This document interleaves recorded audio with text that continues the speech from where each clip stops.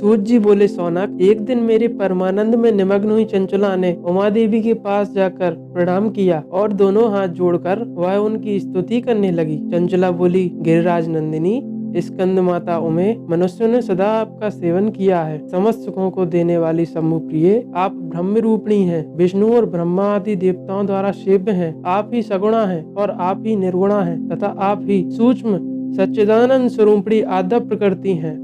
आप ही संसार की सृष्टि, पालन और संहार करने वाली हैं। तीनों गुणों का आश्रय भी आप ही हैं।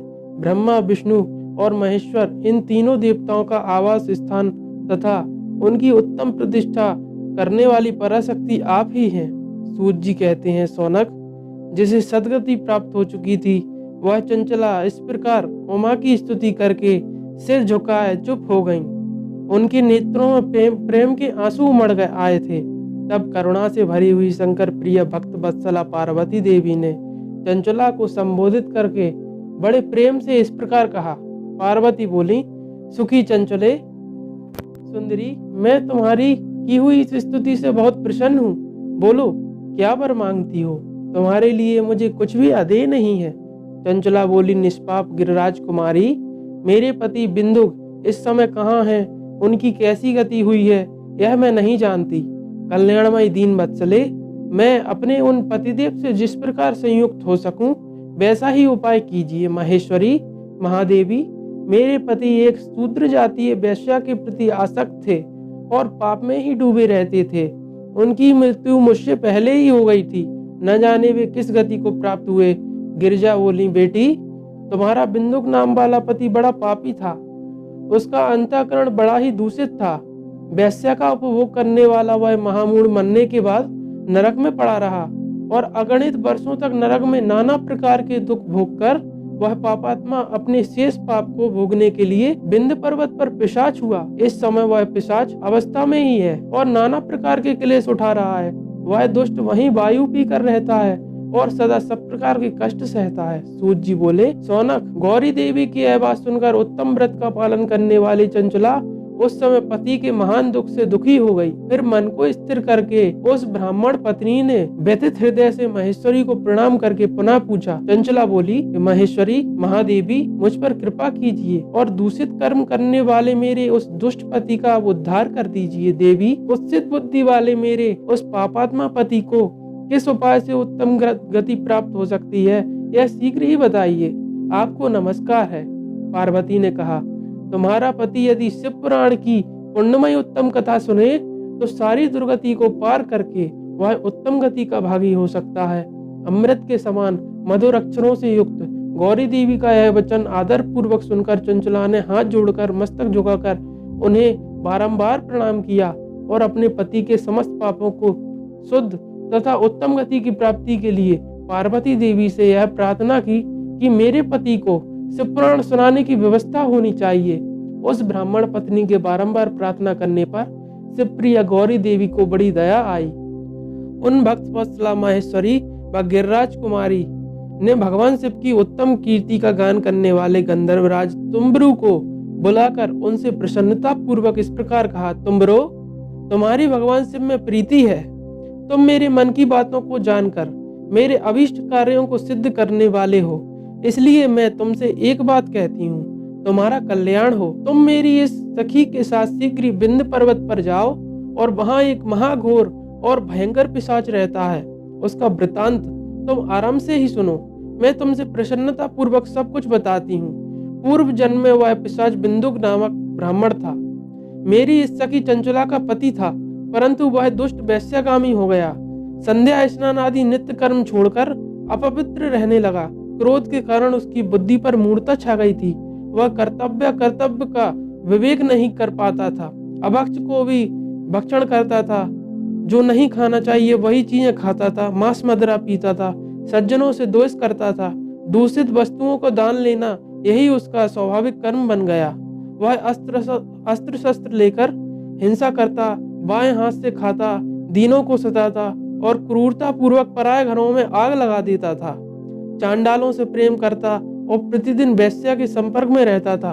वह बड़ा दुष्ट था।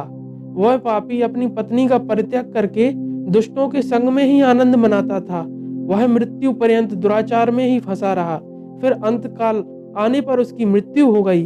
वह पापियों के भोगस्थान घोर यमपुर में गया और वहां बहुत से नरकों का उपभोग करके वह दुष्टात्मा जीव इस समय पिशाच बना हुआ है। वहीं वह दुष्ट पिशाच अपने पापों का फल भोग रहा है। तुम उनके आगे यत्नपूर्वक शिव पुराण की उस दिव्य कथा का प्रवचन करो जो परम पुण्यमयी तथा समस्त पापों का नाश करने वाली है। शिव पुराण की कथा का श्रवण सबसे उत्कृष्ट पुण्य कर्म है। उससे उसका हृदय शीघ्र ही समस्त पापों से शुद्ध हो जाएगा और वह प्रेत योनि का परित्याग कर देगा। उसे मुक्त होने पर बिंदुक नामक पिशाच को मेरी आज्ञा से विमान पर बिठाकर तुम भगवान शिव के समीप ले आओ।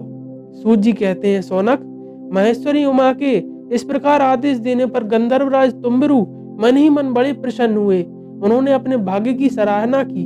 तत्पश्चात उस पिशाच की सती साध्वी पत्नी चंचला के साथ विमान पर बैठकर नारद के प्रिय मित्र तुम्बरु वेग पूर्वक विंध्याचल पर्वत पर गए जहां वह पिशाच रहता था। वहां उन्होंने उस पिशाच को देखा। उसका शरीर विशाल था, थोड़ी बहुत बड़ी थी। वह कभी हंसता, कभी रोता और कभी उछलता था। उसकी आकृति बड़ी विकराल थी। भगवान शिव की उत्तम कीर्ति का गान करने वाले महाबली तुम्बरु ने उस अत्यंत पिशाच को पासों द्वारा बांध लिया। तदंतर तुम्बरु शिव पुराण की कथा बांचने का नियम करके महोत्सव युक्त स्थान और मंडप आदि की रचना की। इतने में ही संपूर्ण लोगों में बड़े वेग से यह प्रचार हो गया कि देवी पार्वती की आज्ञा से एक पिशाच का उद्धार करने के उद्देश्य से शिव पुराण की उत्तम कथा सुनाने के लिए तुम्बरु विंध्य पर्वत पर गए हैं। फिर तो उस कथा को सुनने के लोभ से बहुत से देवर्षि भी शीघ्र ही वहां पहुंच गए। आदर पूर्वक शिव पुराण सुनने के लिए आए हुए लोगों का उस पर्वत पर बड़ा अद्भुत और कल्याणकारी समाज जुट गया।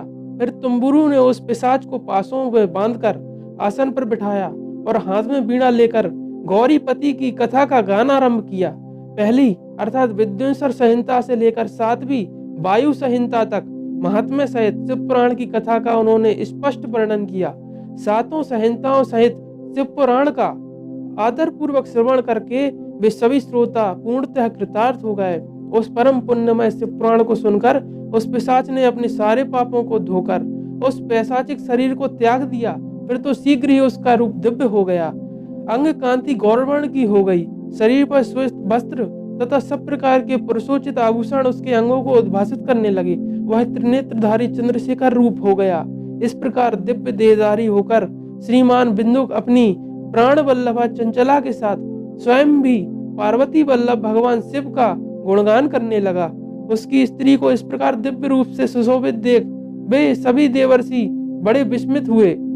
उनका चित्त परमानंद से परिपूर्ण हो गया। भगवान महेश्वर का वह अद्भुत चरित्र सुनकर वे सभी श्रोता परम कृतार्थ हो प्रेम पूर्वक श्री शिव का यशोगान करते हुए अपने अपने धाम को चले गए।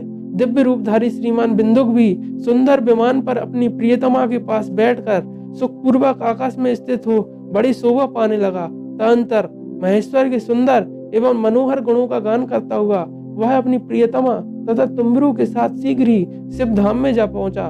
वहां भगवान महेश्वर तथा पार्वती देवी ने प्रसन्नता पूर्वक बिंदुक का बड़ा सत्कार किया और उसे अपना पार्षद बना लिया। उसकी पत्नी चंचला पार्वती जी की सखी हो गई। उस घनीभूत ज्योति स्वरूप परमानंद में सनातन धाम में अविचल निवास पाकर वे दोनों दंपति परम सुखी हो गए। श्री शिवाय नमस्तुभ्यम। यही महिमा है श्री शिव महापुराण की जो पापियों को पापों से तार देती हैं। श्री सीताराम। श्री शिवाय नमस्तुभ्यम। ओम नमः।